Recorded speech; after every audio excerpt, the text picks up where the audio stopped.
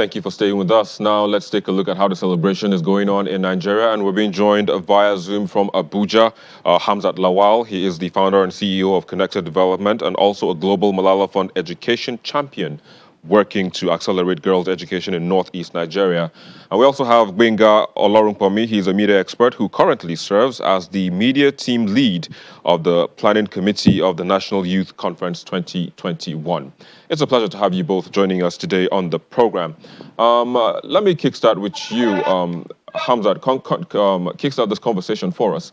So the Nigerian youth, there's just so much going on, and back and forth here and there. Oh, government saying this, government saying that. But how would you say the youths are faring, especially now that a youth day has been recognized by the federal government to ensure that the youths have a voice? But how would you say they've been faring so far? Well, thank you, Victor. Young people have been faring very well, even before the recognition of the Youth Day by African leaders and Nigerian leaders. Young people are leading in this space. When you go to private sector, young people are leading. When you even talk about technology and innovation, young people are leading. When you look at the banking sector, young people are practically running the economy of this country. But when you look at politics, and governance, young people are not playing as much role that they should be playing, taking the driver's seat. But young people in Nigeria are striving, even with very hostile environments and the fact that we don't have that enabling environment to strive. But young people are striving and doing so much in country and even outside the country. All right. So today's the theme for today's celebration is energizing the youth for development, inclusiveness, governance, security, and employment. How do you think, or what role, or what channel do you think would be best for the Nigerian youth to have this energy, to ensure that all of this, is materialized, especially in politics, where you say they're not making so much headway? Well, I think first, young people need to understand their powers, collective power. And I think that we need to stop working in silos and consolidate on our successes and achievements and come together and work, collectively. And I believe that, we're energized already. We just need to ensure that government is able to put the needed resources in place. So when you talk about job creation, for instance, how can we ensure that the 75 billion that Mr. President has approved to go to young people are actually being disbursed in a transparent and accountable manner? How are we also providing oversight on other resources that young people are meant to benefit from?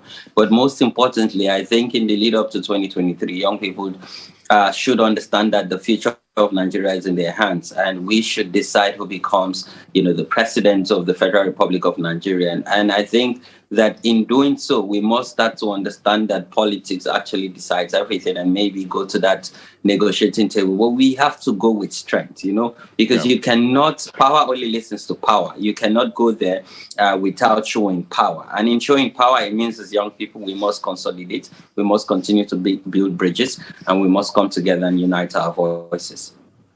Very well said, but I'll come back to you in just a bit. Let me quickly go over to Benga Olorunpomi. He is joining us also via Zoom from Abuja. Actually, he's joining us from the venue of the National Youth Conference ongoing at the moment. Benga, again, it's a pleasure to have you on the program. How is it going at the conference, and what are some of the resolutions that have been reached so far? Thank you very much, Victor. I hope you can hear me. I can. Go ahead. Today has been an exciting day. 35 states are fully represented here, with 10 delegates each from each of the states, and over 100 youth corps members from Abuja are here.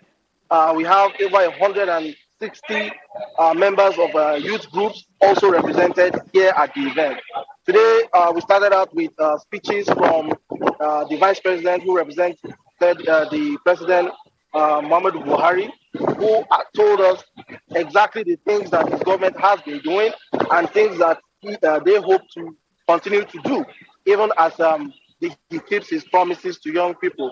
And there was also a lady was given the room to address the Vice President and send a message to the President about the things that young people want, what young people are asking for. is an opportunity to demonstrate the same kind of effectiveness, same kind of efficiency that they have shown in other spheres. They want to demonstrate it in governance as well. They also ask for opportunities to be able to work and be able to provide for themselves and for their families in a manner that is positive for the nation. So day one has been exciting, and right now we're just rounding off the plenary All right, session. Benga, Then let's we're going to break out. Let's leave the excitement of day one now, so to speak. Let's look at the speech that you said the vice president made, of course, for the president. How confident are you that these promises that he has made, while making that speech, how confident are you that they would be fulfilled, and soon as well? So, as a young Nigerian, many of the things that we've seen this particular administration do have been as good as they have been. They have been, many people see them as somewhat like half measures. But what the vice president explained was that there is going as much as the government learns, as the government works together with young people, these things will be improved upon. And seeing the actions that happen um, during the NSAS, how government effectively responded to some of the things that the young people asked for. I am personally convinced that with government working side by side with young people, those promises will be fulfilled. And again, it's been a good day, and we hope that young people who are online and who are watching you right now will see a reason to come and join us and join in the debates as well. Of course, one of the things that young people actually have been talking about now, just not too long ago, the month of October. You made mention of the NSAS, how they responded, but let me just quickly get to hear Hamza's opinion on how the government handled the demands and the whole NSAS protest when it happened. Hamza, are you satisfied with the way government handled everything? Of course, I'm not satisfied, and I'm not sure if Benga and I actually live in the same country and witness what actually happened. Government loses the big opportunity. They lose an opportunity to galvanize young people and effectively engage young people.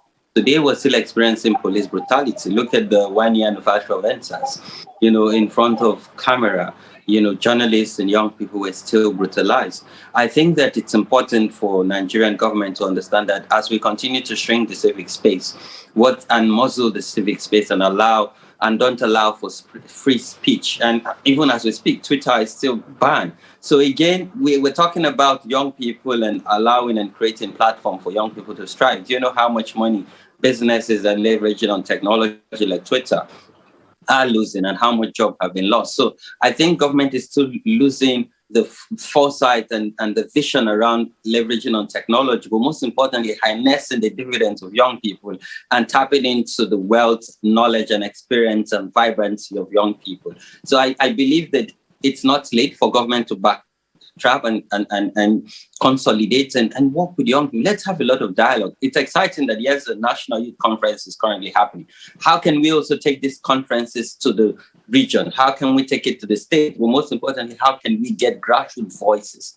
Because when you look at the infiltration of the people that government officials hired to come and destabilize the NSAS peaceful protests, these are also young people. So we need to harness positive side of young people and invest in young people, because what's important is in so the next quickly, set of leaders.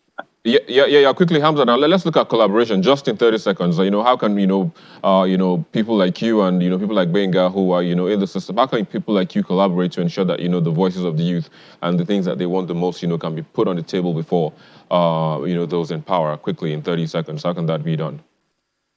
Well, I think we just need to engage and speak honestly and ensure that as we collaborate, what's important is mutual respect and allowing for people with different opinions and different views and perspective to be heard and not muzzle or stifle their voices. So I believe that, yes, opportunity to collaborate, and we should explore those collaborations. Well, thank you, Victor. Oh, you're welcome. Quickly, Benga, in your own perspective, how can that collaboration, how can you make that happen? In 30 seconds as we wind down.